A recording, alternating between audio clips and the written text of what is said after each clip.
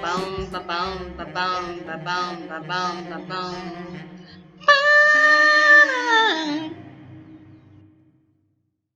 Ah, oi. Bom, esse é BoJack Horseman, melhor, a abertura de BoJack Horseman.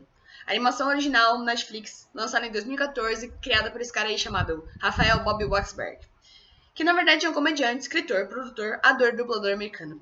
E agora, showrunner de uma das mais populares séries animadas em produção dos últimos anos.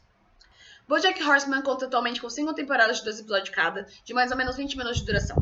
E já há uns 5 anos vem fazendo milhares de fãs passarem por um mundo de emoções. Não!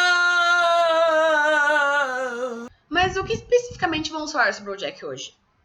Já que podemos falar sobre muitas coisas, como a complexidade dos personagens, ou do universo incrível criado para a série, ou a forma como a série aborda assuntos muito importantes como depressão, vício, maternidade e aborto, abuso, solidão, ego, enfim, de fato muitas coisas. Mas hoje vamos falar sobre BoJack montagem. Na verdade, sobre animação e montagem e BoJack. Primeiro de tudo, vamos entender melhor sobre montagem e animação e por que não montagem e edição no geral.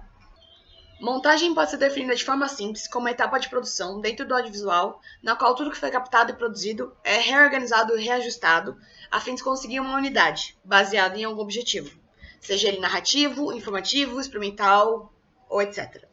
Dessa maneira, a montagem é responsável por dar ritmo, conduzir a narrativa dentro de certa ordem ou fora dela, gerar contradição ou continuidade e basicamente ajudar, ou às vezes não, na imersão de quem está assistindo algo.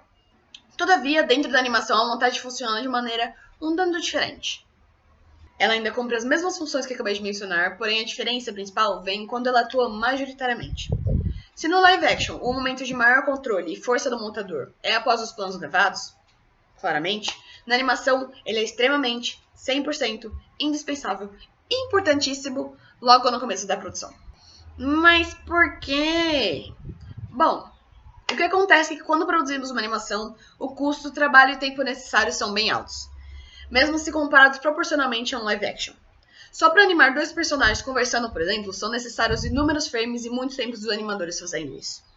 E por essa razão, tudo que estará presente na tela de uma animação tem que ser muito bem planejado e definido. E é aí que a montagem entra para ajudar a animação. Na pré. Todo esse planejamento é feito a partir do desenvolvimento do storyboard e do animatic, no qual definimos os quadros e testamos se tudo isso funciona em conjunto. O ritmo das cenas dos personagens, os diálogos, as transições e durações de planos, a trilha sonora e basicamente a história como um todo. Ou seja, tudo o que é responsabilidade da montagem, só que realizado na pré, como forma indispensável de planejamento. Pois bem, mas e BoJack? What's up, bitches? BoJack, tal como a animação que é, passou por todas essas etapas que mencionei, do storyboard ao animatic. Acting sad. Secretariat is sad. Okay, here we go. I'm sad! Sorry, what was the line? Porém, a série tem algo muito especial e de muita qualidade no trabalho de montagem realizado. Em BoJack Horseman, a montagem não é somente a cola que une tudo que foi desenvolvido na pré, mas também age como um princípio ativo na narrativa, respondendo ativamente ao estado emocional ou físico dos personagens. Novamente, quê? Por se tratar de uma animação, BoJack dá uma liberdade muito grande para os seus criadores de controlar exatamente tudo o que está na tela e de criar em cima disso. Então, de fato, por que não usar das possibilidades da montagem para ilustrar como o personagem está se sentindo?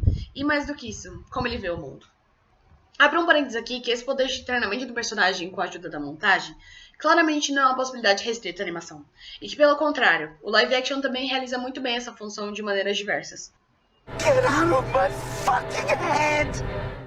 Porém, aponto mais uma vez para a enorme liberdade de linguagem visual possível na animação. Existem infinitas possibilidades de cor, saturação, forma e principalmente traços, e cada escolha pode gerar um efeito diverso e diferente.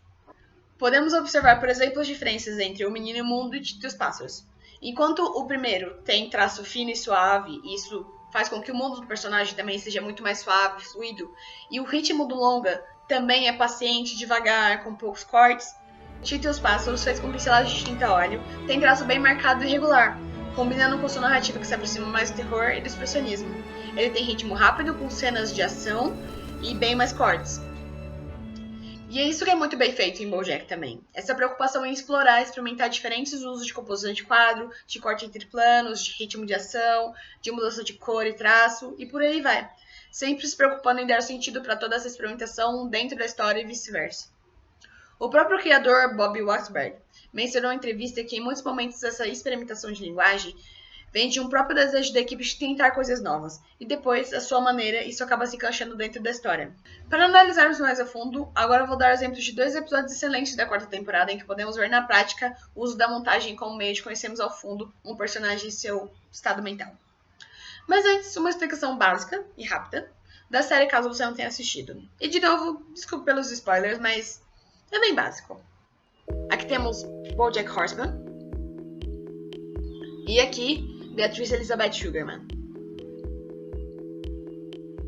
Por enquanto, é só isso que você precisa saber. O primeiro episódio pelo qual vamos passar é a Casa Velha do Sr. Sugarman. Nele, a montagem interna é muito bem usada para unir 2 tempos diferentes, o passado e o presente, a infância de Beatrice e BoJack já adulto. Para isso, o episódio realiza uma espécie de montagem paralela, sem corte, só baseada na composição de quadro. É isso, passado e presente, no mesmo plano, só com a diferença de cor e iluminação.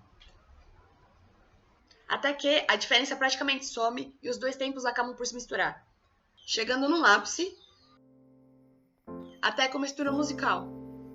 I will always think of you. I see your face when each day is through and days go past. So fast, But memories they last. Huh. Summer, winter, year by year, Year by I'll hear year, this song in E aí, bom, tudo enlouquece. trying to restart. And be smart, But thoughts of you haunt my heart. Um segundo episódio é Viagem no Tempo. É esse mesmo o nome do episódio. Repetitivo? Mas não.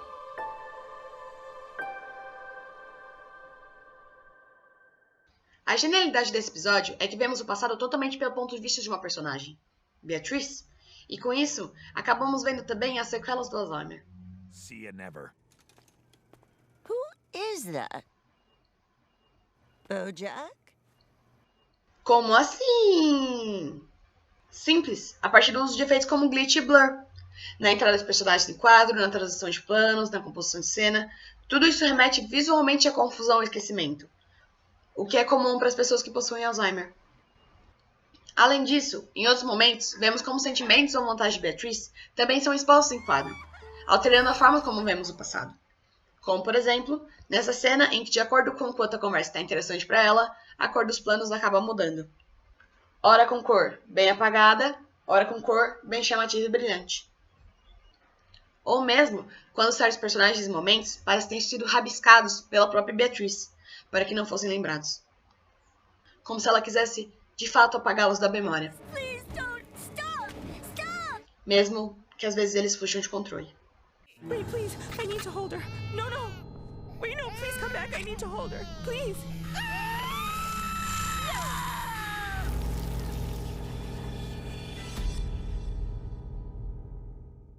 Intenso, não? E olha que eu ainda tinha muita coisa pra falar. Mas em resumo, é isso que ajudou a tornar BoJack uma das melhores séries em produção recentemente. Histórias fortes e doidas, contadas com um uso muito inteligente de linguagem, aproveitando cada espaço no quadro, cada elemento em cena, cada transição e corte. E fazendo tudo isso para um público adulto também, sem medo de falar com o público mais velho. Afinal, a animação não tem idade. Bom, é isso. Vou parar de falar porque eu já falei demais. Mas obrigado por me ouvirem e até! In the 90s, I was in a very famous TV show.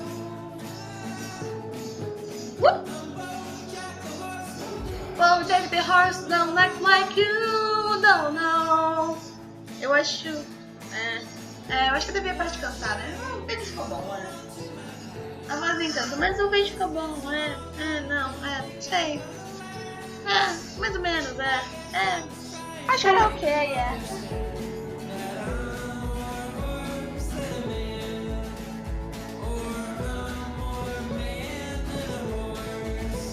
BoJack.